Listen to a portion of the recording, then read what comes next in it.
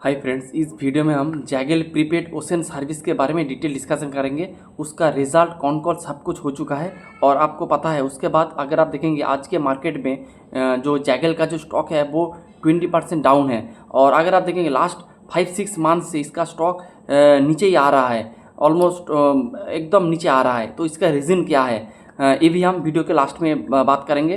पहले इसका business model देख लेते हैं। अगर आप देखेंगे जैगल प्रीपेड ओशन सर्विस एक अभी पहले एक सॉफ्टवेयर सर्विस कंपनी से अब एक फिनेंशियल कंपनी की तरफ बढ़ रहा है। अगर आप देखेंगे इसका 3 सेगमेंट है। एक है आपका सॉफ्टवेयर फीस, और दूसरा है प्रोग्राम, और तीसरा है प्रोपेल प्लेटफॉर्म। तो अगर आप देखेंगे इसका सॉफ्टवेयर फीस में ये लोग जो एम्प्लॉय का जो एक्सपेंस होता है, यानी इसका जो सॉफ्टवेयर सर्विस लेता है, यानी सैस के तरह ही काम करते हैं। जो सॉफ्टवेयर इसका लेता है उसका जो एम्प्लॉय है, उसका जो एम्प्लॉय का जो एक्सपेंस है, एक्सपेंस को ये लोग मैनेज करते हैं। और दूसरा ये लोग और ये करते हैं सेब प्लेटफॉर्म के थ्रू। और इसका एक जोयर करके एक प्लेटफॉर्म है, उसके थ्रू ये लोग वेंडर का कॉस्ट ये लोग मैनेजमेंट करते हैं। तो उसके बाद इसका प्रोपेल करके एक सेगमेंट है, वो रिवार्ड और रियलिटी इस तरह का सेगमेंट को देखते हैं। तो इस तरह का इसका सॉफ्टवेयर फीस ये लोग काम करते हैं। और इसके वजह से, और जिसको ये जो मैनेजमेंट करते हैं, आपका कॉस्ट मैनेजमेंट करते हैं, इसके हिसाब से ये लोग एक फ़ीस चार्ज करते हैं। तो ये है इसका सॉफ्टवेयर फीस वाला सेगमेंट। फिर एक दूसरा एक सेगमेंट है जो है आपका प्रोग्राम। तो प्रोग्राम में ये लोग प्रोपेल जो इसका कार्ड है, प्रोपेल कार्ड ये लोग अभी लॉन्च कर चुका है। ऑलमोस्ट 50 मिलियन इसका प्रोपेल कार्ड जो एम्प्लॉय को ये लोग बांट दिया है। और एम्प्लॉय क्या करेंगे, उस प्रोपेल कार्ड में इसका सपोज आप 10,000 रुपया दे देंगे आपका जो प्रोपेल प्रीपेड कार्ड में। फिर जो आपका जो ऑफिस का जो बंदा है, सपोज कोई घूमने गया है, तो उस कार्ड्स को स्वाइप करके ये लोग अपना जो एक्सपेंस वगैरह ये लोग मैनेज करेंगे। तो ये है इसका प्रोपेल प्रीपेड कार्ड। और ये लोग बैंक के थ्रू एक परसेंटेज ऑफ इनकम ये लोग अर्न करेंगे आपका जैगल। तो ये इसका सिंपल। फिर आपका प्रोपेल प्लेटफॉर्म है। तो प्रोपेल प्लेटफॉर्म में ये लोग जो भाउचर वगैरह क्रिएट करते, फिर आपका कंपनी का जो एम्प्लॉय है उसको इंसेंटिवाइज इस तरह का प्रोग्राम ये लोग करते हैं। तो ये बात है। और अगर आप इसका रेवेन्यू कंट्रीब्यूशन देखेंगे तो रेवेन्यू में ऑलमोस्ट 2 से 3% इसका रेवेन्यू आते हैं सैस मॉडल से, यानी software as a service model से। और आपका ऑलमोस्ट 40% रेवेन्यू आते हैं इसका प्रोग्राम से, यानी प्रोपेल प्रीपेड कार्ड से। और प्रोपेल प्लेटफॉर्म से इसका हाईएस्ट रेवेन्यू आते हैं 57%। तो अगर आप देखेंगे अभी जो सिचुएशन है, इस सिचुएशन में अगर आप देखेंगे सब लोग कह रहे हैं कि ये भी एक सैस सर्विस प्रोवाइड करते हैं।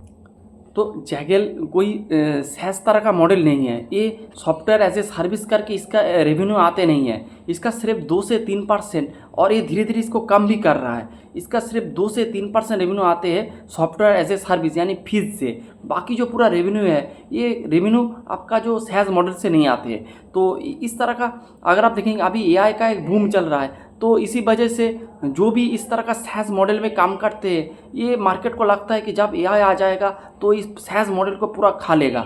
तो इसी वजह से मेरे हिसाब से इस स्टॉक में बहुत प्रेशर है, लेकिन देखते कैसे क्या होता है। तो ये हो गया आपका बिजनेस मॉडल। अब चलते हैं इसका जो रिज़ल्ट के बारे में। अगर आप इसका रिज़ल्ट देखेंगे तो इसका रेवेन्यू एज ऑलवेज अच्छे लेवल से ग्रो करते हैं। 50% इसका रेवेन्यू ग्रो किया है। FY26 में अगर आप देखेंगे तो 46% से टोटल रेवेन्यू है 1907 करोड़ इसका टोटल रेवेन्यू है। एडजस्टेड एबिटा 62% से ग्रो किया है, क्योंकि इन लोगों ने ईसॉप्स दिया है, इसी वजह से ईसॉप्स का नंबर माइनस करके आपका एडजस्टेड एबिटा है। और FY26 में 51% से, पैट 30% से ग्रो किया है, क्योंकि आपका पैट का मार्जिन थोड़ा डाउन हुआ है। और मोटा मोटी एबिटा मार्जिन ठीक ठाक है, पैट मार्जिन भी ठीक ठाक है। तो रिज़ल्ट ठीक ठाक है। जैसे ये लोग रिज़ल्ट करते उसी हिसाब से ये लोग रिज़ल्ट वगैरह किया है। अगर आप देखेंगे Q2 में, तो Q2 में अगर आप देखेंगे इसका रेवेन्यू ग्रो किया था 42% से। Q3 में अगर आप देखेंगे 48% से। Q4 में 50% से। तो एक कॉन्सिस्टेंट वे में ये लोग अपना रेवेन्यू को ग्रो कर रहा है। लेकिन एआई के वजह से और एआई के वजह से आपको पब्लिक को लगता है, या फिर स्टॉक मार्केट के जो इन्वेस्टर है इसको लगता है कि सैस मॉडल इसका पूरा रेवेन्यू आते हैं सैस मॉडल से। लेकिन मेरे को लगता है कोई गलतफहमी हो रहा है। सैस मॉडल से इसका रेवेन्यू नहीं आते हैं। इसका रेवेन्यू सिर्फ 2 से 3% सैस मॉडल से आते हैं। रिमेनिंग 78-97% रेवेन्यू आते हैं विदाउट सैस मॉडल से। तो जब, और इसके पास एक क्लाइंट बेस भी बहुत तगड़ा है। एआई आके इसका क्लाइंट बेस नहीं खा सकते। जैसे आपका कार ट्रेड देखेंगे, कार ट्रेड AI आके कुछ नहीं कर पाएंगे। तो फिर भी आप देखेंगे कार ट्रेड का स्टॉक भी आधा हो चुका है, जैगल प्रीपेड का स्टॉक तो आधा से भी आधा हो चुका है। All are acting like a falling knife, इस तरह का इसका परफॉर्मेंस चल रहा है। तो देखते हैं नियर फ्यूचर में क्या होते हैं।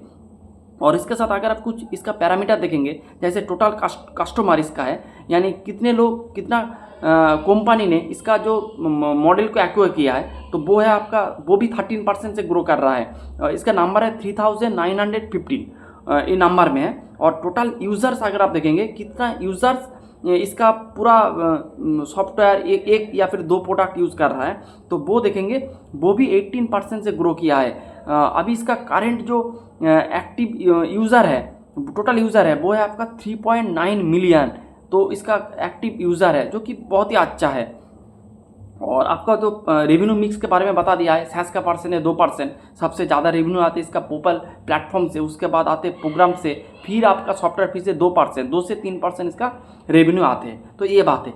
लेकिन Q3 में मेरे को जो लगता है, Q3 में जो इसका फॉल हुआ था उसका मेन रीज़न था मैनेजमेंट ने गाइडेंस को घटाया था। अगर आप देखेंगे Q2 के बाद, शायद Q2 के बाद है, Q2 के बाद मैनेजमेंट ने गाइड किया था कि ये लोग 40 से 45% में ये लोग अपना ऑर्गेनिक ग्रोथ करेंगे। इसका 2 पार्ट है, एक ही इसका ऑर्गेनिक और एक है इनऑर्गेनिक। ऑर्गेनिक में ये लोग जो इस खुद का जो बिजनेस है, खुद का जो मॉडल है, इससे जो आते हैं ये होता है आपका ऑर्गेनिक। और इनऑर्गेनिक में ये लोग कुछ अदर्स जो बिजनेस है, अगर उसका रेवेन्यू वगैरह अच्छा है, मार्जिन अच्छा है, तो ये लोग उसको एक्वायर कर लेते हैं और इसको जैगल प्रीपेड ओशन में कंट्रीब्यूट कर देते हैं, और उसे कहते हैं इनऑर्गेनिक। तो इसका, या फिर आप इसको स्टैंड एलोन और कंसोलिडेट बेसिस में भी देख सकते हो। जो आपका जो इनऑर्गेनिक जो मैनेजमेंट का गाइडेंस था कि ये लोग स्टैंड एलोन या फिर जो ऑर्गेनिक ग्रोथ है, ऑर्गेनिक ग्रोथ को ये लोग 40 से 45% करेंगे। लेकिन Q3 में मैनेजमेंट ने कहा था कि ये लोग स्टैंड एलोन या फिर ऑर्गेनिक जो ग्रोथ होगा वो होगा 20 से 30%। तो मेरे हिसाब से ऑलमोस्ट आधा कर दिया था। इसी वजह से इसका जो Q3 का जो नंबर था वो Q3 नंबर के बाद बहुत घटा था, एक रीज़न। और उसके बाद मैनेजमेंट में Q4 में भी उसी गाइडेंस को मेंटेन्स किया है कि आपका स्टैंड एलोन रेवेन्यू ग्रोथ होगा 25 से 30%, 25 से 30%, और कंसोलिडेटेड रेवेन्यू यानी ऑर्गेनिक और इनऑर्गेनिक को मिला के जो रेवेन्यू होगा, रेवेन्यू ग्रोथ होगा, वो होगा 40%। तो ये मोटा मोटी मैनेजमेंट का गाइडेंस है। तो लेकिन अभी जो गाइडेंस देता है उसके बेहतर ही परफॉर्म करता है, क्योंकि आप 40% का गाइडेंस दिया था और आपका 46% का रेवेन्यू किया है FY26 में। तो जैसा गाइडेंस दिया है उससे बेहतर, यानी उसी लेवल से ये लोग परफॉर्म भी करते हैं। फिर मैनेजमेंट का गाइडेंस था ये लोग लॉन्ग टर्म में ये लोग एबिटा मार्जिन 14 से 15% करेंगे, और लॉन्ग टर्म में। और FY26 में इसका गाइडेंस था कि ये लोग अपना 14 से 15% अपना एबिटा करेंगे। लेकिन उसी दिशा में अभी नहीं गया है, क्योंकि अभी इसका एबिटा मार्जिन है मोटा मोटी 10%। तो इसको और अच्छे करना पड़ेगा to maintain their guided EBITDA margin 14 to 15%। तो यह बात है। फिर उसके बाद अगर आप देखेंगे मैनेजमेंट ने US, मिडिल ईस्ट, इस तरह का रीजन में अपना बिजनेस को स्प्रेड करना चाहते हैं, और इसी दिशा में लोग काम भी कर रहा है। लेकिन मिडिल ईस्ट में अभी जो वार सिचुएशन है, इसी रीजन के वजह से अभी थोड़ा जो ये थोड़ा डिले कर रहा है, उसके ये हो गया। उसके बाद मैनेजमेंट ने तो इसका जो प्रोपेल प्रीपेड कार्ड तो है ही, प्रोपेल प्रीपेड कार्ड के थ्रू इसका जो कंपनी का जो कस्टमर है इसको ये लोग देते हैं। इसका जो अभी कस्टमर है, इन लोगों ने ऑलमोस्ट 50 मिलियन यानी 5 crore propel prepaid card already ये लोग इशू कर दिया है। लेकिन उसके साथ मैनेजमेंट ने जो आपके हमारे लिए जो एक प्रीपेड जो उसका नाम दिया है जैग मनी करके एक क्रेडिट कार्ड ये लोग लॉन्च कर रहा है, और इसका काम भी चल रहा है। उसके वजह से आप देखेंगे उसका थोड़ा वन टाइम कॉस्ट थोड़ा ज़्यादा हो रहा है, इसीलिए मार्जिन थोड़ा इम्पैक्ट हो रहा है, मैनेजमेंट ने कहा है। तो ये भी ये लोग ट्राई कर रहा है। तो मेरे हिसाब से जैगल प्रीपेड ओशन सर्विस एक सैस कंपनी नहीं है, ये एक धीरे धीरे एक फिनेंशियल कंपनी की तरफ बढ़ रहा है। लेकिन मार्केट इसको as a SaaS company I hope इसे ले रहा है कि ये सैस कंपनी है। फिर आप AI का एक तो डर चल रहा है पूरा मार्केट में। तो इस तरह का रीजन में आप देखेंगे, तो मेरा सुझाव है कि इस तरह का सिचुएशन में अगर आपके पास है तो आप उसे रखिए, ज़्यादा ऐड मत करिए, क्योंकि हम इस कंपनी को नहीं चलाते, हमारे पास तो एक सिर्फ पीपीटी कॉन कॉल इस तरह ही जो मार्केट में अवेलेबल है उस तरह का ऐसी इन्फॉर्मेशन हमारे आपके पास है।